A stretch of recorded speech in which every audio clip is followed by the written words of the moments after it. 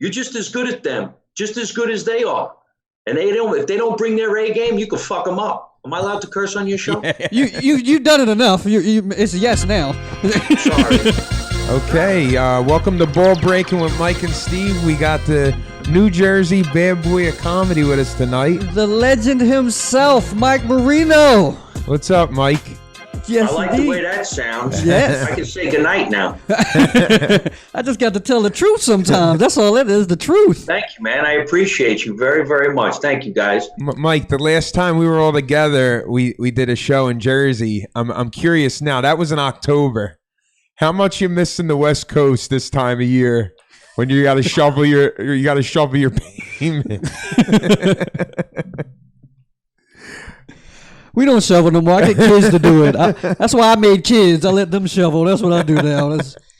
Therefore, first of all, let me tell you this. I got a snow blower, right? And I had it all fixed up for the winter. My snowblower said, you know what? Screw it. I ain't doing this. That's how much snow came to this area. What part of Jersey you at right now? I'm in a small town called Scotch Plains. This is where I grew up. This is where the Rascals Comedy Club was nearby, and one in West Orange, one down South Jersey. That's where I started doing stand-up. And I don't think we've ever seen snow like this. And when I was a kid, if snow fell somewhere like this, there was like 20 kids on the block with shovels going to make $20 to do a driveway. Yeah. There's nobody around. None. No kids. No kids. It's a spoiled generation. Knocking on the door. Can I shovel for you? Nobody knocked on the door. Do it. Are you Can I shovel for you? Yeah. That's why I like when Mexicans move in my neighborhood. I need at least one on the block. Their kids still have the drive. They still have the drive. Yeah, right? So what do you think? How you adjusting to the quote unquote new normal of comedy, like the virtual Zoom? Like, have you gotten into that, or what do you think? I'm not adjusting to it. Screw it, and I'm not gonna. I did a couple of this Zoom bullshit comedy whatnot. Get the hell out of here. How do you spend your whole life trying to get comic rhythm? And now you're talking to people that ain't laughing. They get up and go to the bathroom. You could see them. Like, what the hell's going on? Like, is that guy cooking? Yeah, I actually got to do one. I got booked for my first one coming up on the 13th. So I don't know what to expect. We'll see. Mike, see I'm like you. I did one Zoom show and I'm done. I retire. I wait. Yeah, everything is going to be fine. I picked up a couple of gigs now. I got 6 shows in Vegas, and awesome. They're going to do 50%. I got 6-7 shows in Florida. They're doing 50%. Awesome. I just sold out the Count Basie in Red Bank. They just added another show, so 150, then another 150. I'll keep stacking the shows. I don't care how many shows I got to do. That's the way we're going to do it. Screw this Zoom bullshit. See, that's because you're the legend. You got to stack them. I ain't no legend yet. I got to take what I can get. Yeah, we're still features and MCs. Get yourself a stupid video, put it on the internet. Hopefully it'll go viral, and then a bunch of people come and watch you do stand-up with a towel on your head. You got to have a towel. That's the new thing. That's the recipe now, right? It's ridiculous. Do you see a comedy boom happening once the pandemic's over? Do you think that's a possibility? You think people are going to want to go out and see live shows again, like to the I do. I think there's going to be a comedy boom and a music boom because people are sick of being in. And if the clubs open up and the music hits and the comedy hits, people are going to want to go out and see something. And that might be a great thing for like comedians of all different levels of their careers. Absolutely. Because the major stars are going to have to play for the money that smaller people are going to have to play for, and it'll level the playing field, and then the audience will decide who really was the funniest entertainer. See, I like that train of thought right there. I like that. It's about the comedy, not your stats and all that. It's how good are you when you hit the stage. That's what I like. And the way I was taught was your job, if you're not the headliner, when you go up, your job is to be better than the headliner. That's what you're striving for. Or make it tougher for the guy behind you. Make it tougher for the head. Yeah. And that's the grind. It's good. It's good. It's good. Good to hear that you think there's going to be a lot of stage time and a lot of opportunity for a lot of comics coming up, like me and Mike. The thing that's weird to me is, we were at a point where we were trying to get up on stage as much as possible, get that 10,000 hours in. I'm curious what your thoughts are, being that you're an LA guy, and your recipe is kind of similar to what we thought going into this. Is you got to end up at LA or New York at some point in your career to go where the industry is. Get up as much as possible, get your 10,000 hours in. Will that happen again? Do you think LA and New York will be there? I really don't know. I saw in the news tonight a couple of event places, like some stadium in New York is going to open at 50%. Wow. So that kind of makes you think, well, now, wait a minute. If you can open up an event center, why can't you open up a comedy club? So that could be the new shit that's coming around. And you have to get those many hours under your belt, as far as I'm concerned, to be a live performer of any sort. Because how would you learn timing? Right. You can't do it on the internet. It's not going to happen. Yeah. Yeah. That's true. Yeah. Talking in front of a screen and making people laugh is completely different than getting in front of 5,000 people. Yeah. Well, not only that, but if you're making funny videos and you're by yourself, you're filming a video, goes up on the internet, and 100,000 people say, "Oh, this is really funny." Okay. Well, what are you going to do when they're sitting in the room with you and you got to get on stage and talk for an hour? Yeah, that's when it gets real. that is when it gets real. Right. Plus, I believe from the time I started, cutting your teeth and your ass kicked in front of 10 other comedians watching you do your 5 minutes was worth the beating that you got. Because by the time you're 7 years in, 10 years in, you're an animal. Yeah. You could do anything. Right. You could pick up the phone book and make people laugh their asses off. You started in Jersey. At what point? Now, are you a Comedy Store guy? Are you a Laugh Factory guy? Like, what was your home club out west? Well, I just had a conversation with an original Comedy Store guy today who became a producer. I was a Comedy Store guy. Wow. But I was a Comedy Store guy from 1995. And then I guess around the early 2000s, I shuffled over to the Laugh Factory. So now I would say I'm a Laugh Factory guy. Because Gotcha. the Laugh Factory is a great club, and there's two of them in Long Beach, California, Hollywood, California. Then you got the one in Vegas. Then you got the one in Reno. There's one in San Diego. There's one in Chicago. So I kind of defected because I think the Comedy Store was going to go out of business, and I got managed by the owner of the Laugh Factory. But now, well, at least before the pandemic, the Comedy Store had this big surgence where it's like the hottest club in Hollywood. Yeah, I had a chance to watch some of the documentary, and we actually linked up with Brent Ernst recently. 2 weeks ago, we got to interview Brett, and he was saying how California, we asked him, what's your opinion on New York or LA? He said both, for stage time, definitely New York. LA, he's like the limit, I believe he said like the limits of clubs, the kind of talent that you're going to follow. He told us about one night where he followed Chris Rock. He had to follow Dice. Like, do you have any similar stories like that? Oh, hell yeah. You used to follow every big name you could think of. But you know what? You're just as good at them, just as good as they are. And if they don't bring their A game, you can fuck them up. Am I allowed to curse on your show? Yeah. You've done it enough. It's a yes now. Sorry. You're good. That's like that's like the famous Italian adjective, by the way. We put that in front of everything. I didn't know. I don't know the story here, but I remember I was a long time ago when Brett first started coming there. Sebastian started coming there. Andrew Dice Clay would go on stage on a Sunday night for 2 hours. Wow. And he'd do it in front of nobody, and you were next. Yeah, that's intimidating. That is. But it made you strong, made you an animal. Yeah. I miss those days, man. We used to do the craziest shit. He's got videotape of me and a bunch of the guys doing stand-up and hanging out in the parking lot in the 90s. I'd love to see that footage. Who's that, Brett? No, Dice. Oh, Dice has it. Yeah. Now, when you moved out to LA, how many were you at the featured level? Were you an MC? Like, like, I know that's where you became a headliner out in California. At what point in your career did you move out west? I was only doing stand-up for a year before I went to California. So quite honestly, I cut my teeth as a comedian in Los Angeles. And how hard was that at the time to like break into clubs? Was there brutal? Okay. Brutal. I used to work at the Improv.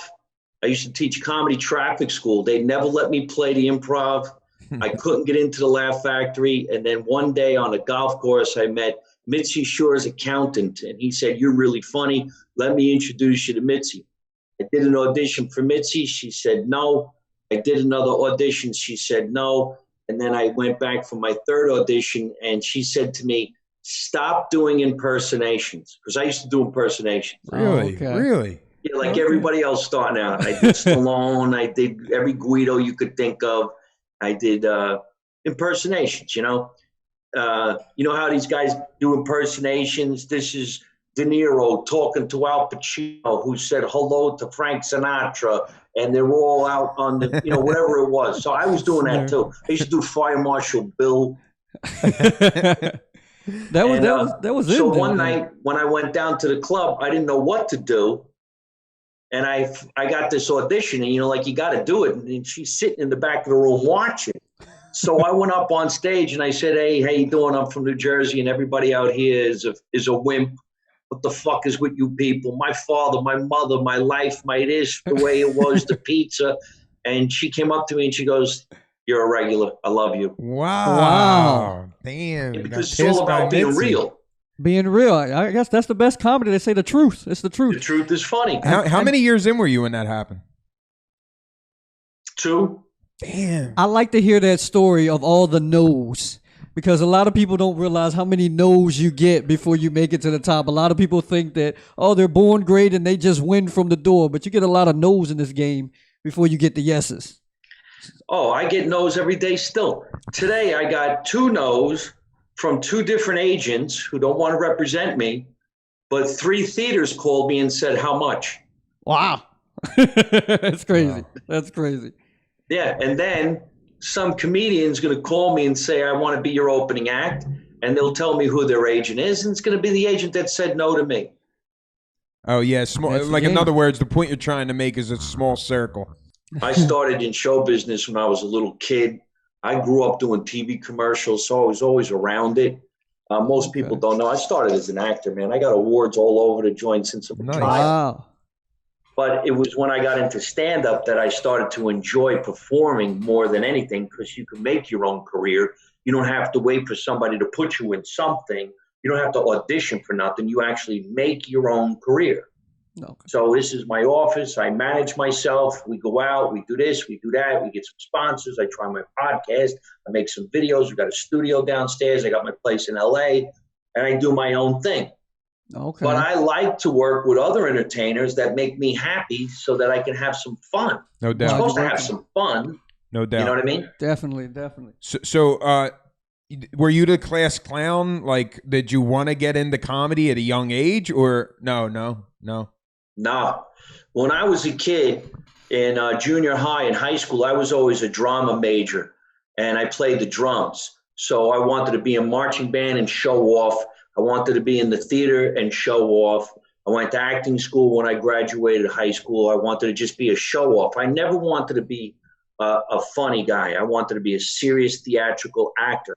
However, I did have a knack for pulling pranks on people, and I like to make people happy. But I didn't think I'd become a comedian. So I didn't start doing stand-up till I was 29 years old. Oh wow, okay, that's good. See, we're old, and he did it a little young. We're older than that now, but there's still hope. Is what I got out of that. Still hope. So what was that? There's always hope to be an entertainer. You never know what's going to crack. You know, some guy wrote me this the other day. Oh, I couldn't believe it. He goes, "I just thought I'd let you know that a friend of mine who was an inspiring comedian saw you doing stand-up in 2006. He loved you so much and was so inspired. He went out and became a comedian." I go, "Oh, that's great." He goes, "Yeah, he's got a Netflix special now." I'm like, "Can he help me out?" I fucked up. How did he get the Netflix special? Well, Wow. Yeah. That's wow. great. Can you say who it is? He didn't say who the comedian was. Oh, wow. You better watch the Netflix special. It might be your jokes up there. Mike, when Comics Unleashed. I got a mug. Comics Unleashed. Yeah, we just got the Wawa cup right here. Steve's got more Wawa's money the All right, than you that. got Wawa near you, Mike? Wawa's everywhere. I love Wawa. I love Dunkin' Donuts. Hey, I love man, Krispy Kremes. I always say should be dead. I would never survive out west because In-N-Out Burgers, man. Oh my God! Every time I'm out in LA, I hit up an In-N-Out for breakfast, lunch, and dinner. Fat Burger. I think that's East Coast, right? No, it's out there. Oh, that's out there too. Yep, Fat Burger, Tommy Burger, In-Out Burger. How aren't you 350 pounds? You know, us Italians, we love to eat. Dude, I'm fucking so overweight, it's ridiculous. No, you're not. Yeah, man. This quarantine has got me in the stomach. I know you heard I had the. 2 pulled pork sandwiches tonight, man. My Delicious. man. Put some sharp provolone on there, some peppers. No, I had it plain with a little barbecue sauce. Do you soak the That's roll? hard right there. That's hard eating right there. That's old school. You soak the roll? I soak the roll. And what? Juice. What kind of juice? No, No? I didn't soak it. It's a little on the dry side. You call it gravy or sauce, your red sauce on Sundays. Gravy or sauce? Look, you're smirking. Think about this before you say it. We got a lot of Philly people that watch this show. Gravy. My man. There you go. There you go. That's All what right. black people call it too. Gravy. No, There's gravy. gravy. I had to tell you what gravy was the other day. Okay. What was gravy again? You 'Cause I didn't said even listen to gravy's this. what you put on your potatoes. Yeah, you put it on potatoes, chicken. Sometimes Mike, you slap your biscuit up with Mike, it. That's school gravy. this guy for me, Mike. What's gravy? It depends on what region your family's from in Italy. My mother's from the north. We are Bruzzese. My mother made what she called marinara, which is a red sauce. No There's meat. no meat No in it, meat. and she would call it marinara or marinara. That's the way she said a marinara. But we had gravy because there was meat in it. And the meat thickened up the sauce that it looked like it was thick and pulpy like gravy. And there was meatball in there, pork was in there, ribs was in there, braciole was in there, sausage. I'm getting fucking hungry. And you put that over more food? You pour Or your that pasta. over your spaghetti Yeah. or your macaroni or your pasta. See, Steve, that's why you got titties. Pasta. That's why you got titties. I'm getting man boobs in my 30s, Mike. You got any advice for me? I'm getting man boobs. I just turned 34. Stand on your head. I told him this is COVID. Times are hard. Put on a bra. Go out there and get some money. I'm wearing Spanx. Mike, you come from a big family? A big Italian family? Small? Only child? You got brothers and sisters? No, 3 boys. My older brother's name is Paul. My younger brother's name is Anthony. I was the middle child. All 3 of us grew up in this house that I own now. My mother's no longer with us. My father's got a girlfriend 2 doors down. He lives with her. And my older brother's down Jersey Shore. My younger brother's down the Jersey Shore. And I'm back and forth between here and Los Angeles. Nice, man. And I'm pretty familiar with your material. I'm guessing it was a bit of a dysfunctional Italian family like mine. My family is extremely dysfunctional. But we love parents are it, still right? We married. love it, though. We love it, though. Your parents are still married. With the That's why girlfriend. we're 2 doors. dysfunctional. They never got divorced. It fucked up the kids. We got nothing to complain about. I come from a great family, man. My father and mother beat the living shit out of us. We didn't say nothing wrong ever. You couldn't. You're crying now. Wait till you see what I'm going to do to you later. I miss those days. I really miss. I miss the days where you can grow up and strangers beat you, and then your mom found out, and then you got beat again when you got home. That's what I grew up at. That's why I don't have no butt now. I got beat. Mike, My father used to say all the time, "Why is it that Uncle Tommy had to crack you in the head?" Because he's violent. You couldn't say that, but you thought it. Good old days, man. I feel like it's an East Coast thing. Like this whole part of the country is a little off the rocker. Because I don't know. Like when you went out west, were you a fish out of water out there, or were there a lot? Did you have a crew of comics that you hung with from the East Coast, like coming up? Like who was in your class of comics out in LA? Well, quite honestly, we used to do a thing called Family Sunday or Sunday Family Day, and we would all have gravy or sauce that our parents flew in for us, because my mother used to freeze gravy and send it overnight. Wow. Get a nice big bucket of it, right? I was It's a 23, typical 24 Italian years mother old right when I there. first went out there. So I remember when we would have Family Day, Luca Palenka from Brooklyn, New York, Wheels Parisi from Long Island, New York, Sebastian Maniscalco from Chicago, Mike Ricca, another guy from Brooklyn, me from New Jersey. There was another guy from Boston. We all used to get together. We'd be like 10 to 15 Italian kids misplaced from the East Coast.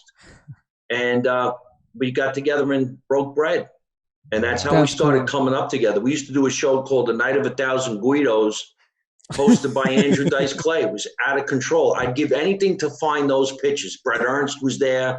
I did a lot of shows with me, Brett, and Sebastian. Ask Brett back in the day. We were broken and broke. And I had a beat-up Jeep, and we'd get in the Jeep and drive from Hollywood to San Diego, 2.5 hours, to go on stage to the Comedy Store in La Jolla for 5 minutes and drive all the way back. Yeah. Wow. Mike, it's so crazy you're saying that right now, because before the episode, he's saying to me, "Why you down? Why you down?" Yeah. I'm telling, and you know what's starting to get to me, the amount of time and money and work that goes into building a career in comedy. And you know, I know we're young in the game. I'm only 8 years in. I'll be 9 years in soon. And you know, Mike answered me right. He's like, "Steve, this is what it is." That's it. That's what He's it like, is. "This is what it is. This is what you're doing." You know. It doesn't always seem like we're doing the right thing. Exactly. But you actually are, because there's nothing else you can do. There really is no way to go about this business. If you want to be a plumber, you go to school to be a plumber, you apprentice, you work for somebody, you become a plumber. In the entertainment business, we think you're going to get a manager and an agent and a deal. Bullshit. No. Before social media, people said to me, "You got to go to acting school. You have to go to Juilliard. You should go to the American Academy. You got to do TV commercials, work your way up. Go on a soap opera." Wow. What reality show star went to acting school? None of them. I get the point none you're of 'em. trying to make. None of them. So you don't know what the hell. I always thought and said the majority of work that I get as a comedian, I get from another comedian. And that's how most of mine have come through. Other comedians. Yeah. Yeah. It's all about networking. But you know, what I miss and wish every time I hear from, you know, the guys back in the day, the legends, all you guys, there was a camaraderie. I don't know if I said that right.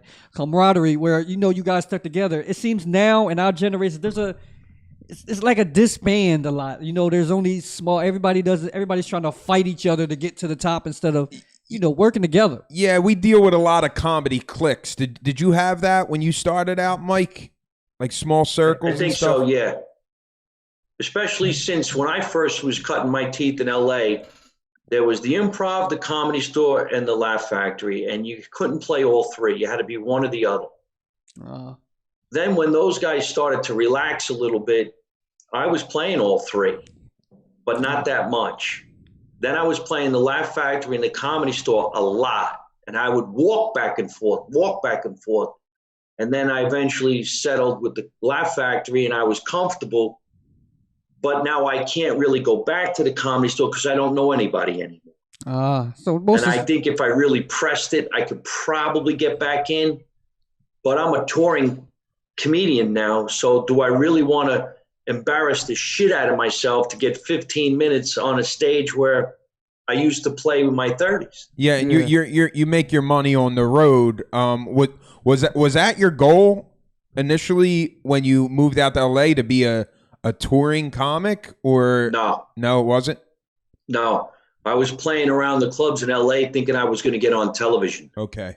But I couldn't handle going out on auditions and hoping because the majority of the time you didn't get anything. You had to beg an agent to send you out on an audition. You got to the audition, the odds are 300 to 1 you're going to get it. Somebody probably got the role before you even went there. But then I started touring, and I'm like, wait a minute, I'm making money. I'm making people happy. Yeah. And then I started selling out, and then I started getting YouTube hits. And I'm like, what the hell am I doing this for? Yeah. We got to go on tour. I want to go make a living. We got to go on tour. That's what we got to do. People have to know us first. Okay, we got to open for Mike Marino then. That's what we got to do. A lot of comedians help each other that way, man. That's the way you get in. You can have an opening act get you a headlining gig because he's friends with somebody. Yeah. There's this guy who books shows out here for years. He won't take none of my phone calls. He don't return none of my emails. I'm like, I don't get it. And I drive myself nuts. Why? He books my friends, but he don't book me. I sell tickets. They don't. What's the problem? You could drive yourself nuts. Yeah. But it's just like going out with a girl. Maybe she likes you, maybe she don't, but you'll drive yourself nuts trying to figure it out. So if she don't go out with you, go out with a different girl. Yeah, they got friends. I got back into Count Basie. I always wanted to play the Count Basie. And I'm like, I can't believe the guy down the block won't book me. And then I realized, well, maybe I should work for him because I'm making 3 times as much money here. Yeah. But my ego and my weirdness thinks I should play everything. Yeah. That's how it is. You want every room. You want to be able to go into any room and do it. You feel like, I don't know, every other room I go to, I get excited going to a new room. It's something about a new room. I feel like it's going to be new people, or it's a new challenge or something. That's the pay of it. The pay from comedy is getting those laughs, that new joke that you wrote that works, that you weren't even really that sure of when you went out there, and hearing the people say that they had a good time at the end of the show. That's the pay. That's the pay. There was a time where I was going out on tour. We were doing this show called The Italian Bad Boys of Comedy, and there were 4 of us. And everybody cheered each other on.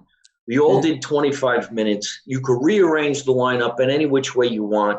When the show was over, we all stood there and sold merchandise. We were getting in front of thousands of people.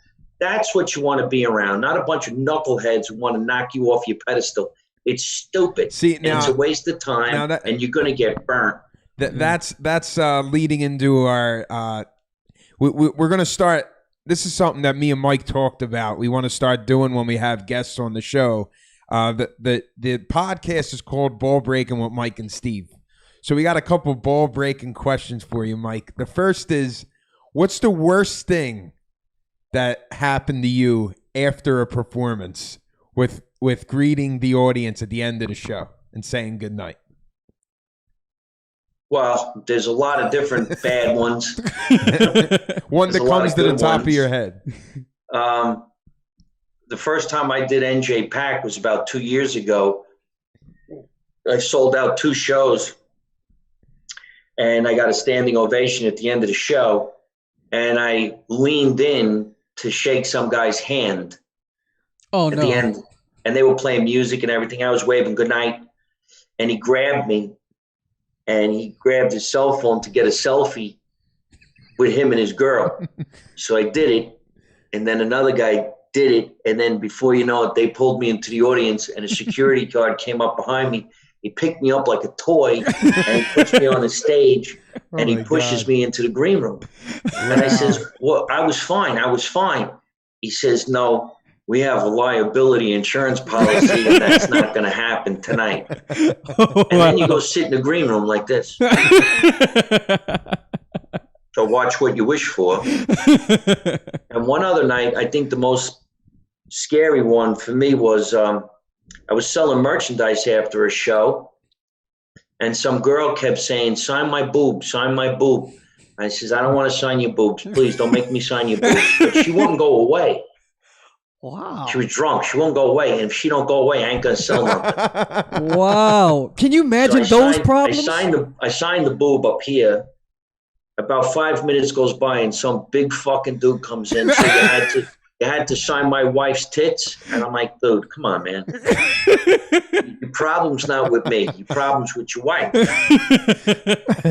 I said to him, you really think I pushed her against the wall and said, look, I have to sign your tits? Sounds like something Mike would do. Our Mike, this Mike right This here. guy was going to kick the shit out of me, and he was a cop. I was doing a fundraiser for police officers. Oh, I'm like, no. listen, officer, don't kill me. Your wife's nuts. You was waiting for that other security guard that picked you up like a toy. Then that's when you needed him. Mike, Crazy, man. East Coast Italian guys, we have a way about us where we could come off very, I don't know if the right word, sketchy or aggressive. I told a story in a previous episode about how a headliner got out of line with me. It tested my manhood, and it almost turned into us getting into a fight, which it didn't happen. I'm curious, in this business, did the Jersey Italian side of you ever come out within a situation with work? Because there's no HR department in stand up to go to a boss and say, "Hey, he's getting out of line. I think you need to talk to him." You're kind of on your own. Yeah. I get in somebody's face. I don't do too much anymore because I'm old now. I'll probably get fucked up. I had times where I chased people down. Hell yeah. Yeah. I know you guys all know Joe Diaz, right? Yeah, Coco. Back in the day when Joe was at the Comedy Store, me and all the guys, I used to book rooms. Okay. Barroom brawls, Joey's Burger, Azar's Red Robin, stupid shit, right?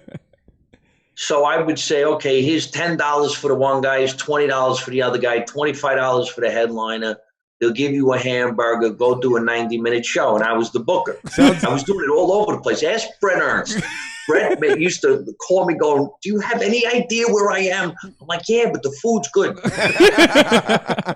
So I remember one time Joe Diaz owed me $25 for like a couple of weeks, and I chased after him in the parking lot of the Comedy Store. And people like, Mike, he's a lot bigger than you, and he's been to jail. I'm like, fuck that. He owes me $25. $25 It's a true story, man. $25 He don't goes return my phone calls no more. Maybe he's afraid of me. $25 go a long way as a comic. You can dollar store you can in the eat for a early week. years for sure. Some crazy stories about those times, man. When I think about it, I used to book a lot of rooms. I had a Tuesday night room. You had to give out flyers. There was no such thing as social media, and it was free to get in, and we didn't get paid. We just wanted stage time. Yeah. I used to go in the worst neighborhoods, black neighborhoods, Mexican neighborhoods. I didn't give a flying fuck. I needed to get on stage somehow. And that's the grind. I remember last time I talked to you talking about Tiffany Haddish. You worked with her before, and me and everyone else wants to know. Steve engaged, so he gonna act like he don't want to know, but I'm gonna tell the truth. I wanted to know: does her butt look like that? Look that good in real life, or is that sci-fi? Tiffany always was a really good-looking chick. Yeah. To be honest with you, yeah, she was. I would say thinner when I used to see her all the time, but Tiffany was married at one time, and she married this guy that was an asshole. She does talk about it. Yeah, I remember when they were going through a divorce, he would wait for her in the car outside. She asked me all the time, Marino. That's the way she said my name, Marino. Can you walk me to my car? Can you walk me to my car? I'm kidding, man. Of course, they turned to the Italian guy for muscle. Oh, for sure. For sure. We might not be, even if we can't fight, we look like we can. That's the only reason I hang with Steve. I told him. That's the only reason I hang with Steve. This is what this is about. I talk a lot of trash. I'm small. I gotta get a big guy with me. So, Mike, the first time I seen you and became a fan, I caught you down at the Brigada. At obviously in their showroom, their theater. Any signs of anything like that? Any shows of yours coming up on the East Coast, Atlantic City area that our listeners can check you out on before we close out? Yeah. I haven't been to the Borgata in a while, and of course the pandemic ruined it for everybody. But March 20, I'll be at the Count Basie in Red Bank. The 7 o'clock show just sold out, so we just added 9:30. Oh, awesome. That's the Count Basie in Red Bank, New Jersey. And on March 27, I'll be at the Mansion in Mountain Lakes, New Jersey. Okay. Prior to that, I'm going to go out to Vegas. And when I'm done with Vegas, I'm going to go to Florida. I'm doing Off the Hook Comedy Club in Naples. And then I'm going to the Boca Black Box in Boca Raton. Awesome, Mike. All right. You want to plug your podcast? Let them know where they can see you weekly. Live from my mother's basement, right? Every Tuesday night at 8 o'clock, live from my mother's basement. Come on downstairs. I stream it live on Facebook and Instagram. Everything is at Mike Marino Live. And if you go to my YouTube channel, I just put out a new Valentine's Day video today. It's my cousin Michelle talking about an Italian facial. I gotta watch that. No, I don't know. I'm checking it out as soon as we're done. So. I want to see what that's about. Mike, it's great having you, man. Thank you, Mike. Really appreciate you coming out. We'll talk to you soon. Have a great night. Thanks, guys. I'll talk to you whenever you want. You got my number. Thank you, Mike. Ball breaking with Mike and Steve. That's Mike Marino. Thanks, guys. All right. Mike, thank you.